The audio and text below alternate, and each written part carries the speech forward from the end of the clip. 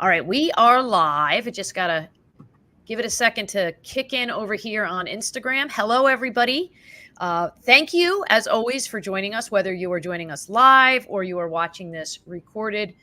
I am always so grateful for you taking time out of your day, whatever time of the day it is, to join us for the conversation. I'm always confident that something that gets said is going to impact you and lead to either you making some decisions or having a really great conversation with somebody else. And that excites me. So we are really grateful for you being here.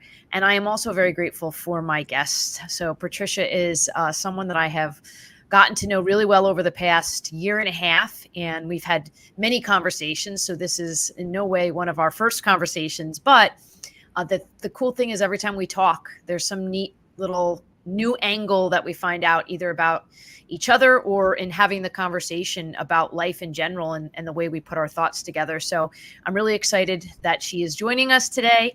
I'm going to let her introduce herself and tell you about what she does. And then, as always, we'll chat. So why don't you tell everybody who you are and what you do? Yes, and thank you, Deb, for having me here today. I'm reminded that it's Disability Pride Month. We're almost wrapping it up, and having participated in a number of webinars for that, I'm also reminded of the importance of describing what I look like, because not everyone can possibly see both of us today, Deb. So I'm going to take a moment to say that I am Patricia Roberts. I reside in Brooklyn Heights, New York, where I am right now, and I am a middle-aged white woman with dark brown hair and a very warm smile. And I am wearing a pink jacket today and a teal top underneath it and a necklace with a heart on it that reminds me of my mom, who has passed away. So there's a visual cue as to who I am. And beyond that, I am an individual who educates parents about simple steps they can take to prepare for cost of higher education so that the children they love can pursue their academic and career dreams and make their mark on the world without the crushing weight of student loan debt.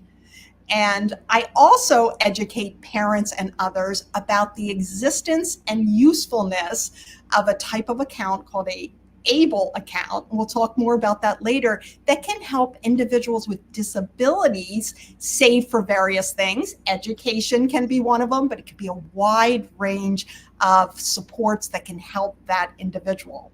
So how do I reach parents and others with these things that are so important to me? I reach them through a book that I wrote. Deb's aware of it. I'm holding up a book called Route 529.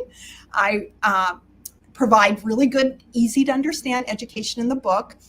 I reach individuals through interviews like this, media pieces, and then most often through the workplace. So I'm in the workplace educating employees about these financial wellness benefits that can help them attain their dreams. And I am fueled by my background, which involves some challenges in attaining higher education myself, and my background, which included my being the younger sister of a brother with a developmental disability. So both facets of my life, my past life, my current life, really drive me in everything I do. So long introduction as to who I am, but I hope that gives you a really good flavor for what I'm up to and why it feels important to me.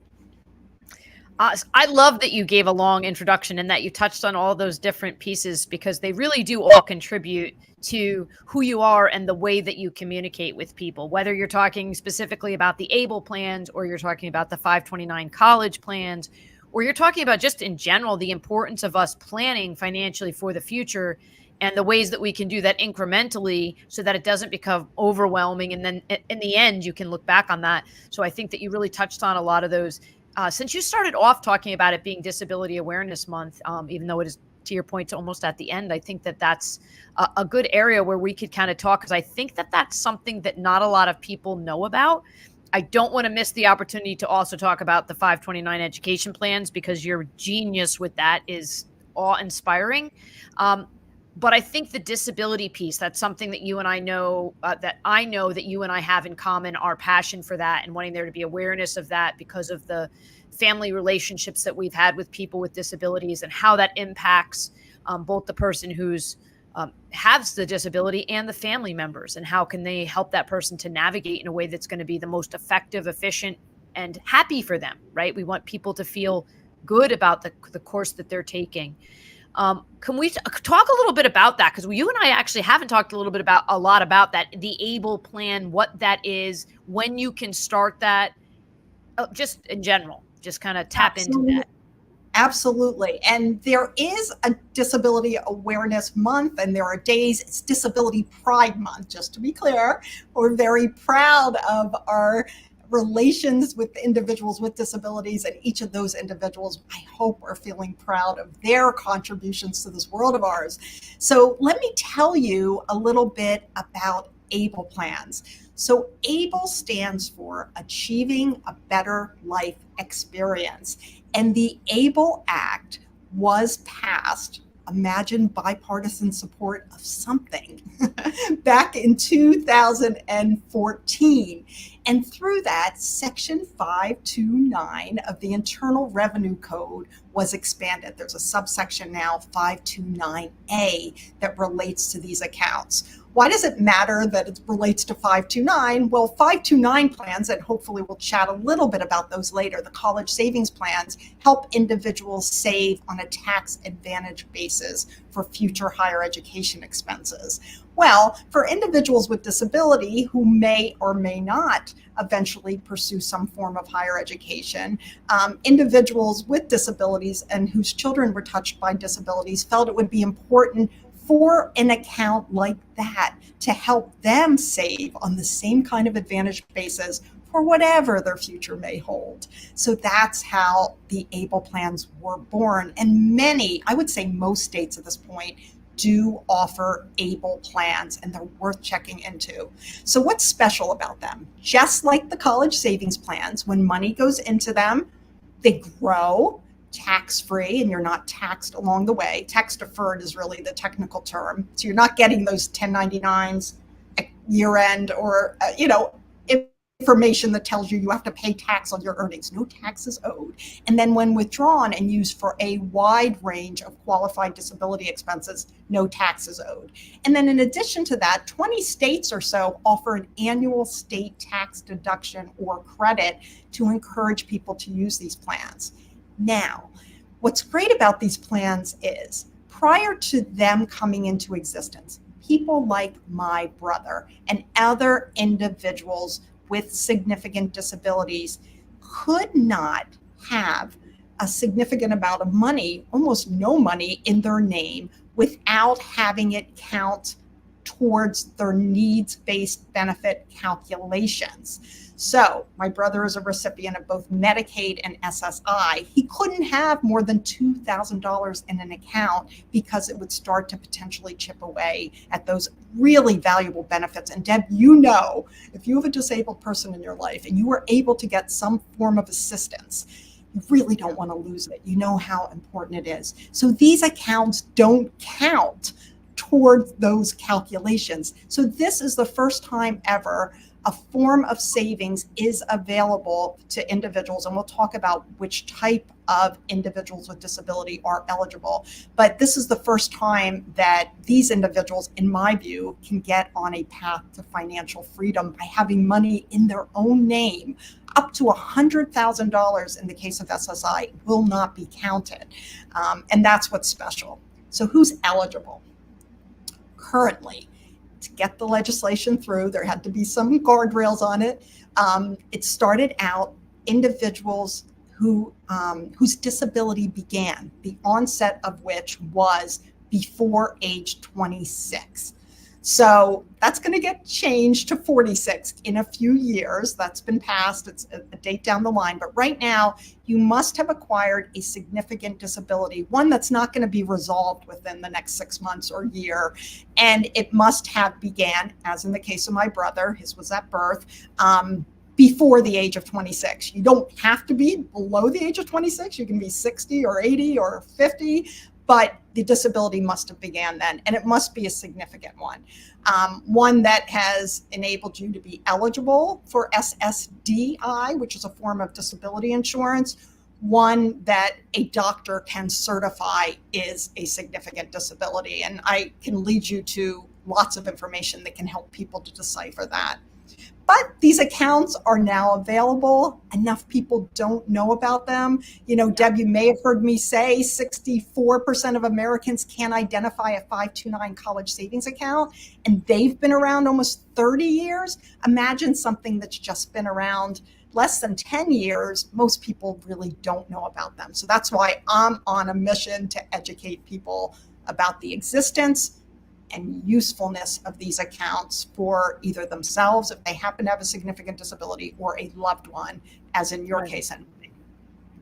Yeah, and I think too, one of the things that I find fascinating both with all of this type of saving stuff, I mean, the 529 and the breakdown into the ABLE plan, is I think there becomes a point when you're facing the situations, whether as parents you're thinking about your child going to college, or whether you're thinking about whatever your child's future plans are going to be and how to prepare for them, but you're also trying to balance, but like not wanting to let go of the money, and what happens if plans change and I put that money away. You do such a nice job of explaining all of the facets that go into it and how you can budget accordingly so that you're not feeling the impact of the money, right? Like, okay, one less cup of coffee a week, right? We can do that. And it accumulates and grows interest, and you have this money eventually that, you know, you would not have had when you really need it. And I know that there was something you talked about with the 529 plan. And since we're talking about the ABLE plan, I wonder if you could mention that, like the broad scope of that, because I remember I was saying to you, like, what happens if you say, I'm going to put this 529 money away for my child to go to college, and then they don't decide to go to college? It's not just specifically college savings. There's a wide variety of educational things that you can use that for, right? That's right. Yeah. And before we turn to the college savings and I talk about the breadth of that, the ABLE plans can be used for virtually anything that contributes to the health and well-being of that individual with a disability. It could be a new iPad for somebody who wants to keep in touch with others. It could be assistive technology. It could be a wheelchair, a souped-up walker, in my brother's case. It could be a home health aide. It could be legal or financial assistance. It could be some sort of reprieve that that individual absolutely needs, whether it's horseback riding lessons for an autistic person. Very, very broad use on the ABLE plan accounts. Now let's turn to the 529 college savings plan accounts, because that's a good question, Deb, and one that individuals are concerned with before opening an account. They wonder, what if my child doesn't go to traditional college? What will happen with this money? So first of all, 529 college savings plans, I know the word college is in there. They're not just for college. While many individuals use them for a 2 or 4 year college or some form of training, they can be used for trade and technical schools as well.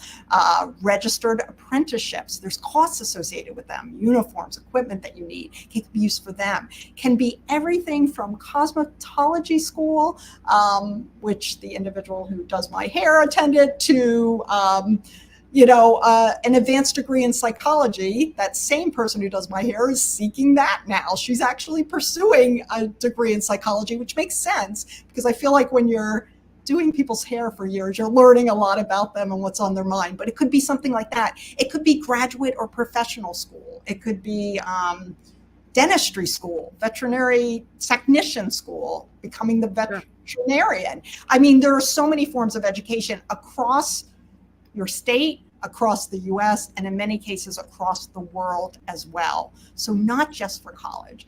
But even at that, if you have the rare situation where the individual for whom you saved, and we call that the account beneficiary, has no desire or no need to pursue any form of higher education, you can always change the beneficiary on that account to another individual who's a member of the family of the original one. So if that happened to be your child, you don't need to be a parent to open a 529 account. Anyone can. You don't even need to be related. But if you happen to be the parent, you could switch it to a sibling, a cousin, a step sibling, yourself. How about retooling your own education later in life? There are many people you can switch it to. If the child really doesn't need it and there's no one to switch it to, as of 1/1/2024, this is a recent development, you can roll up to $35,000, subject to various conditions, into a Roth IRA for that same individual. So there, nice. now you've got money going into that. And I believe like $10,000 out of a Roth can be used towards first home purchase. Like now that beneficiary can do other things with the money. So that's really valuable. And you can always, I want to stress with the 529 college savings that the individual who opens the account is the account owner, and they alone are in complete control of the money. You are in control. If your child decides to buy a Harley instead of going to Harvard, or do something that isn't to your liking, they're not getting access to the money you saved. And while we really hope our children go along the path that we think, or we grow to think will be appropriate for them, unlike UGMA and UTMA accounts, other forms of saving for young people, those accounts become theirs upon reaching the age of majority. 529 does not. So you're always in control, and you can always take a non-qualified withdrawal. You will pay tax on those earnings, because remember, you weren't paying them along the way when you make the withdrawal, and there will be a 10% federal penalty on the earnings only. So you save $10,000, it's worth $11,000 now. You're paying 10% penalty only on that $1,000 of earnings, so it's $100. You'll never pay a penalty if the reason you're taking the money out is that your child received a scholarship. That's great news. You don't need it now. Get your money out without penalty, and God forbid your child becomes disabled or passes away, then no penalty as well for that. But there's lots of flexibility with 529 college savings, and I'm glad you asked that, Deb. Yeah, and I think when you touched upon before you went into the 529, right, with both of those plans that we're talking about, the 529 and the ABLE, there's a broad scope of how they can be used, right? Because I think that would be one of the first questions, which you said people ask is like, what happens if I put this money aside and then it's not going to be able to be used for something that's going to be helpful to the situation? There's a lot of ways that you can do it. It's not like there's one path, this is how the money gets used, and so therefore it's locked in. And I think a lot of it has to do with that, preparing for the future, which it's hard to do because we do tend to think in the moment, and we kind of, as much as we want to look to the future and have these visions, to think about putting stuff aside for a time that we don't yet see. That can be a little tricky. But then when you get to that time, and I mean, I think your story itself, right, both you taking the difficult situation you had in terms of college and finances, and now your son being able to graduate, having no debt, I mean, that's huge. It is huge. And I forgot to mention my son when I was describing who I am, because I'm a mom. This is Benjamin, and here is a picture of us celebrating his graduation from college, Clark University in Worcester, Massachusetts. He also then attained a graduate degree from the same institution. His dad and I, when he arrived in our world in 1999, were paying back, I don't know, tens of thousands of dollars of student loan debt, over $100,000 in total. We had no idea how we were going to afford this child, let alone save for his future. But we were absolutely determined to have him avoid the stress that the two of us experienced, coming from low-income backgrounds, having no support with college, and figuring it out along the way how to pay for it while working multiple jobs. We still wound up with all that debt. So I was familiar with 529 plans, really because I was working on them at a job at Citigroup when I was an attorney at the time. And I was pregnant with Ben. So I had the privilege of knowing about these accounts. And it worries me so much that so many others don't know about them. But the fact that I knew about it got me interested in at least setting one up, even though I had no idea. We got a little bit of money for like baptism and his arrival. And I put that in the account. And then I figured, why don't both of us contribute to it from our paychecks? Because we won't see the money.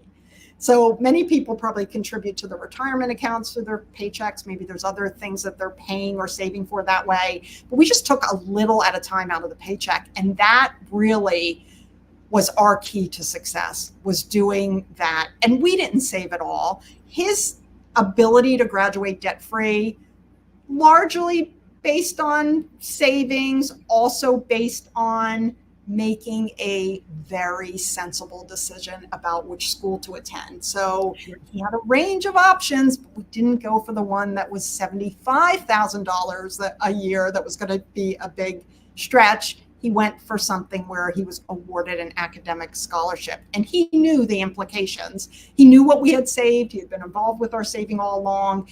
And we sort of said to him, this is what your future is going to look like potentially. If you go with this one, maybe a little money left over. That was one of the state schools that he had gotten into. If you go to this one, which was the one in the middle that he chose in the end, we'll have enough to cover it.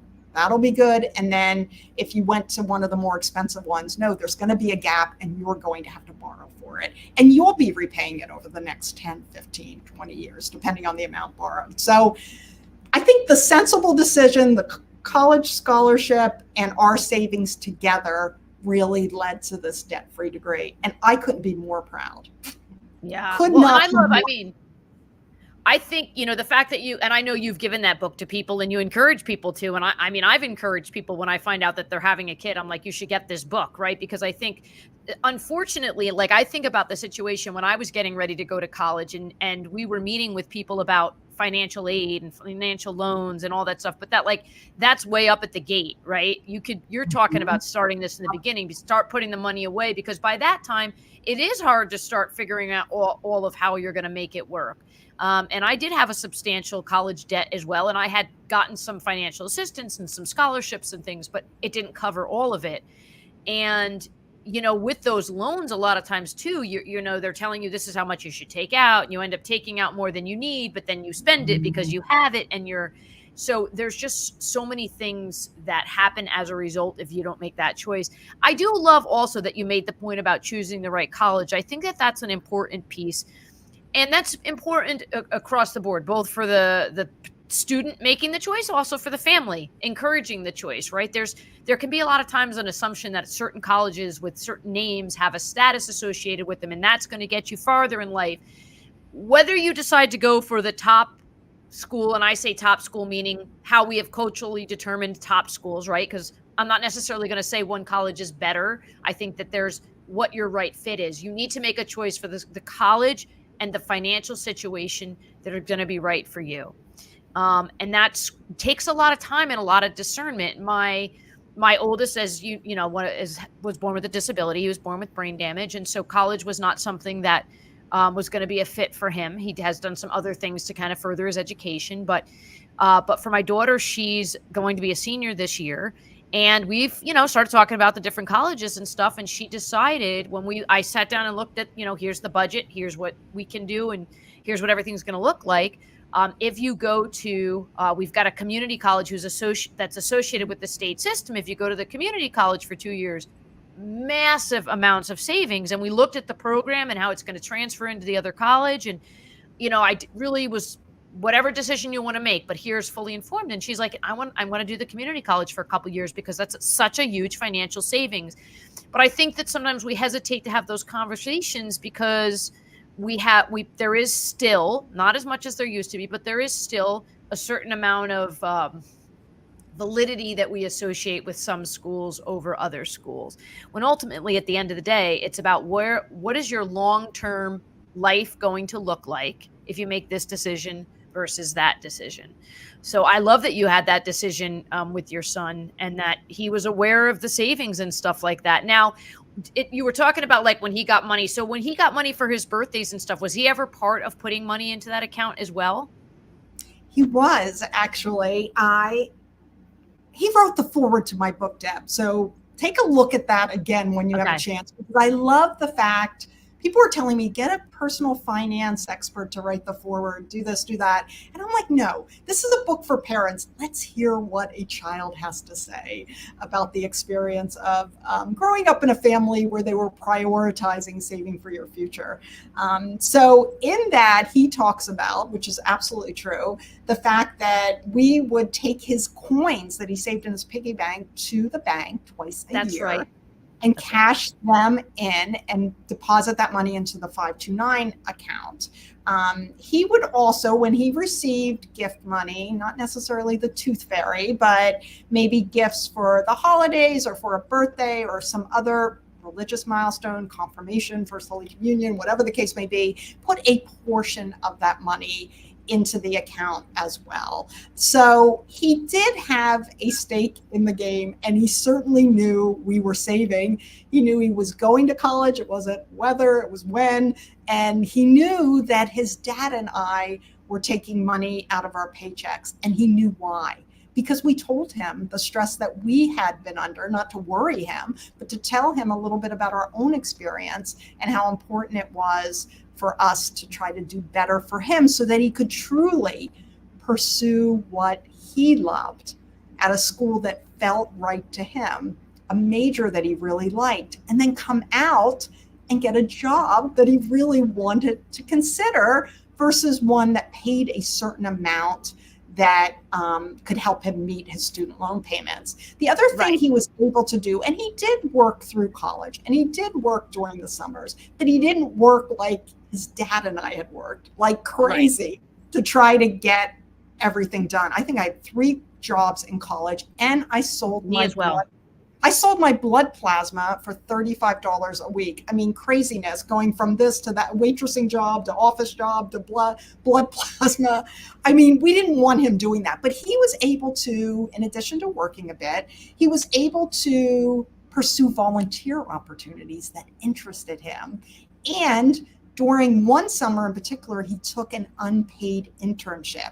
Now, he complemented that with working a job, sort of food service as well, on the days he was not at the internship, but he could have never taken an unpaid internship if he was a student like his dad and I had been. There would be no opportunity. And he also studied abroad.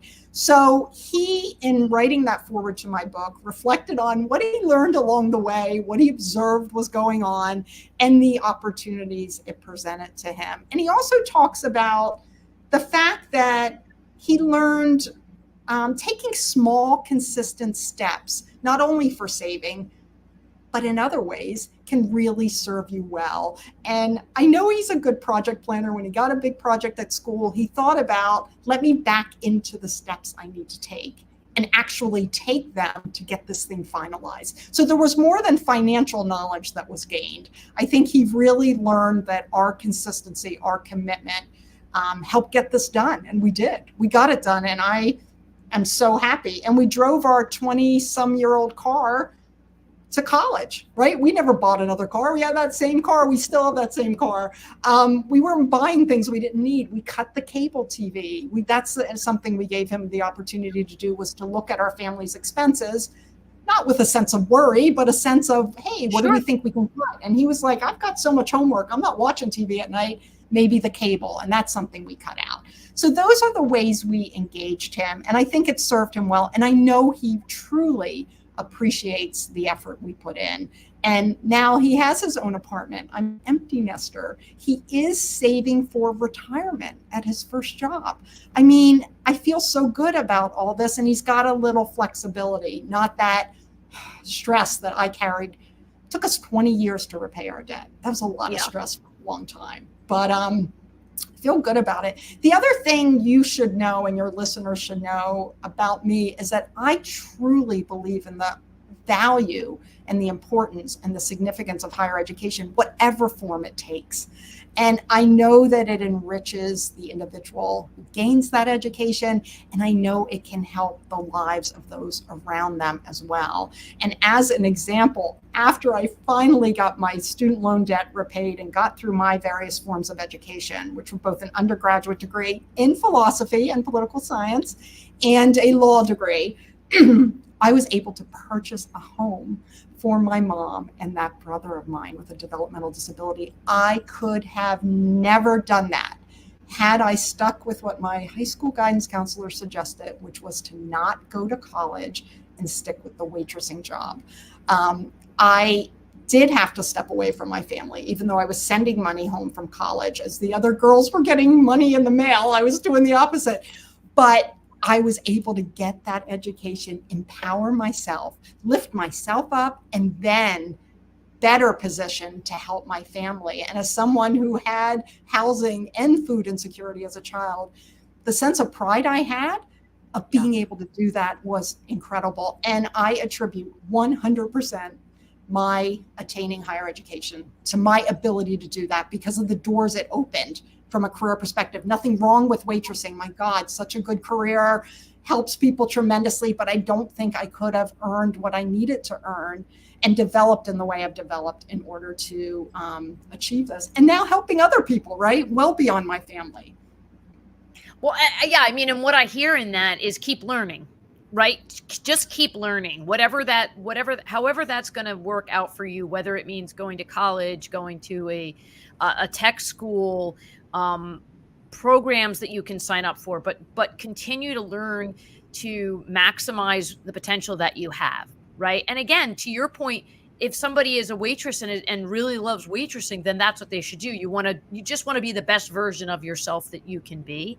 And I think that there were a lot of kids that were told you're not going to make it in college because, in high school is a very different type of scenario, the way that the curriculum is driven and the type of setting. There are many people that I know that did not do well in high school that went on to college and thrived.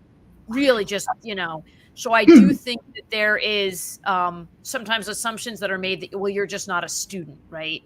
And it's really just, it's the setting, it's the particular setting. So absolutely, I think the goal is for people to keep learning. And even as you noted, I mean, you and I are older, right? We've got my youngest now is a senior in high school. So, but we're still learning from each other, from other people, whether it's reading, it's watching stuff, it's just having conversations, just continuing to acquire new information and apply that in the best ways possible. And I think, you taught your son that skill, both from the planning perspective, which you noted before, right? It wasn't just about financial literacy. It was about planning. It was about thinking ahead and thinking about what are the steps that are going to take to get from here to there. Incremental steps, consistency, clarity and communication, right? I mean, you were sitting there and you were talking about, let's really think things through, that analytical type of way. And I love that, including our children in the discussions, not that they're going to necessarily always ultimately make the decision, but allowing them to weigh in with their perspective so that they can see how those decisions get made. Because how many people do get out on their own, whether it's in college or after college, or whether they, don't go to college, but outside of high school, they're living on their own and they have no idea what it takes to balance a checkbook or figure out how am I going to make this money last me for the week with groceries and rent and things like that. It takes time and thought and planning.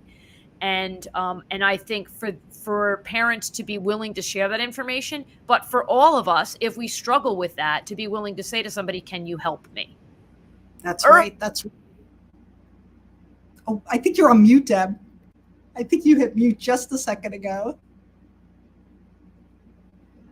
I did. I don't know, but I think I hit the cord. I don't know, my microphone. I don't know where I went out, but bottom line you said it's important to share with our children. I think it's important for all of us. And I think it's important for us to be willing, when we as adults aren't clear on financial planning and budgeting, that we reach out to somebody and say, can you help me with that? Because you don't necessarily have to be in the situation that you're in. But sometimes I think when our financial circumstances change, we automatically think we're locked into this kind of dire situation, when there's incremental things you can do that will lessen the burden, like turning off cable, right? And you think like, oh, that's not that much, but it's a lot when you roll it out. So there are changes you can make. And that's the skill set that you were talking about. And ultimately at the core of the 529, we're talking about empowering higher education. We're talking about financial literacy. We're talking about planning, and opening up doors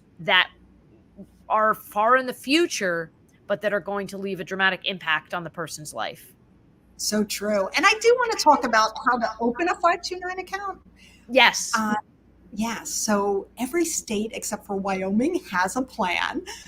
You could certainly Google New York 529 if you happen to be in New York, or California 529. You'll come up with the information.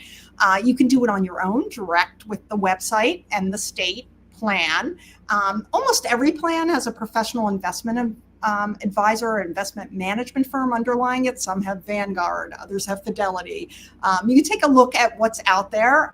It's simple to open on your own. It could take about 15 minutes. You really need your information, the beneficiary's information, and you need to make a decision about what type of investment option or options you want the money in, something conservative that maybe won't quite yield very much, likely, or something that is more aggressive that has, volatility associated with it, but maybe a greater sense of return. All of the websites are required to show past performance of the investment options, to really describe them in plain English for you. And I would say most 529 investors, at least 60%, are going it alone that way. But if you happen to have a financial professional in your life who's helping you with other aspects of your financial life, why not ask them as well, right? You already have somebody. They're helping you maybe with retirement or saving for a home purchase. Ask them their opinion. They too can help you to open a 529 plan account. And I want to say, for parents who have children sort of later stage, maybe even at your stage, Deb, that, give yourself some grace if you didn't start saving previously, that you didn't know about something that most people don't know about, and get yourself started. Any amount that you can save and accumulate will be that much less that your child will have to borrow and repay with interest. So don't be hard on yourself that you should have done it sooner or you didn't do it fast enough. Do it. Do something. It doesn't have to be the 529 plan. It could be some other way of saving. This is the way that I know most about, and it's what I pursued. But do something where you're dedicating funds for that particular goal, if it's a goal that's important to you and your family. And I'd say let your child know about it.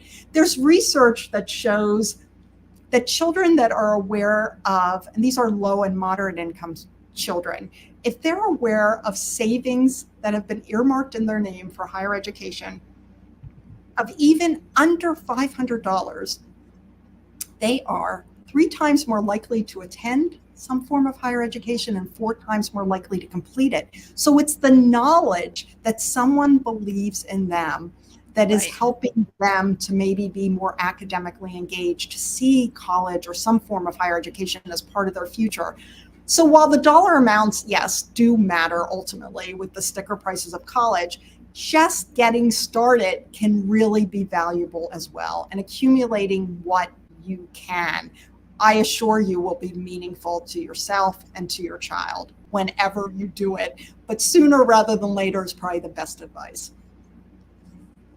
I love that. Yeah, I love that you're saying to give yourself grace. Well, and I think that because that would be where somebody would be hesitant to acknowledge it and do it because they're like, well, I haven't done it. And your book, where is your book available? Because I know on Amazon. I don't know where else. I mean, yeah. I've seen it in other places, but the primary place where people are getting it is on Amazon. I've seen it listed in other booksellers like Barnes and Noble, but then I didn't see it again. I'm not quite sure. Go to Amazon is where I have it.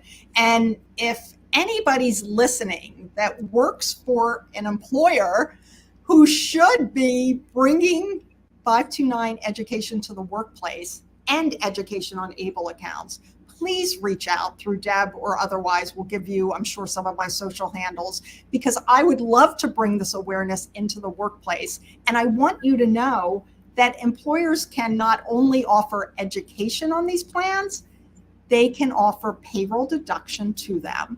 You, the employee, decide what plan, and you can link up your payroll so that your money flows directly to them. And they can also match contributions to 529 college savings and to the ABLE plan accounts. How great would that be? Many employers don't know this. They don't know it would be important to their employees. And once they realize it, they're really excited to offer a financial wellness benefit that really helps the employee and the employee's family in a very significant way. So don't hesitate to reach out to me. I have employers, my company, I think, Deb, you may know, my company offers gift cards They're called Gift of College gift cards. They're in CVS stores across the country. They're available at giftofcollege.com as well. But some employers, and I'm so happy about this, are giving our gift cards when an employee adds to the size of their family. So when there's a new addition, instead of the silver spoon or the baby Bjorn or the whatever they were ordinarily, or the $150 flower arrangement, they're giving 50, 100, 200. One employer of mine is giving $1,000 and my book to employees when they add to their family size, as a good way to get an employee started on a good, foot for the future. So I love that very much. And yeah, that's pretty much what I'm doing, is getting employers to really consider why this is important. Most employers require some form of higher education as part of their job description. You read about it, nothing wrong with employers helping employees both repay student loan debt. That's another way I help employers. There are ways they can repay student loan debt on a tax-free basis. And also helping employees save for college to avoid that debt for the next generation. That's what I'm really on a mission to do, and I'm making some progress. You are. You're all over the place in the media. So if they don't follow you on social media, they're supposed to see you. But before I get a final thought from you to leave with everybody, tell everybody you mentioned your social media, and I definitely want to get, what's the best way for people to follow you, get in contact with you, any of those things? Sure. So I would say I'm most active on LinkedIn. If you look up Patricia Roberts, Gift of College, you will find me, or Patricia Roberts with the numbers 529. You'll find me there. Maybe Deb, I can even give you my URL so people can find me there. I'm on Instagram as well at Route. So it's the name of my book, Route 529 Mom. And on Facebook, less active there, but I am there. And certainly if anyone wanted to reach out via email, it's patricia@giftofcollege.com. Awesome. I'm sure you're going to get lots of contacts from this, because I think, and it's that time of year right now too, where we're thinking about school, right? I think August, I know down south, a lot of students are going back to school. We start in September, but it's the time of year where you start thinking about those types of things. And to your point, whether you're early on or later in the stage of your child's life, it's not too late to start. So get out there and do it, and also reach out to you about what you were just talking about, which was the paying off college debt in specific ways. All right. What is a final thought that you want to leave everybody with? And this could be about the 529, life in general, motivational, funny, happy, whatever it is. Final thought you want to leave everybody with. I found this quote just the other day, and I have it above my computer here. And it says, how would the person you wish to be, so that future version of yourself, act today? How would the person you wish to be act today? I am finding that quote to be incredibly valuable to me as I go through my day and I think about, am I taking one of those 3 walks, Deb, that I told you I wanted to take? Would that future self be doing that? Yes, they would. Would that future self start considering saving toward an important goal? Probably so. So I would say, as a parting thought, think about the future, envision what it is you'd like it to be, how you'd like to be, how you'd like it to feel, and figure out back into what steps you can take starting today, not tomorrow, today, to help get you there.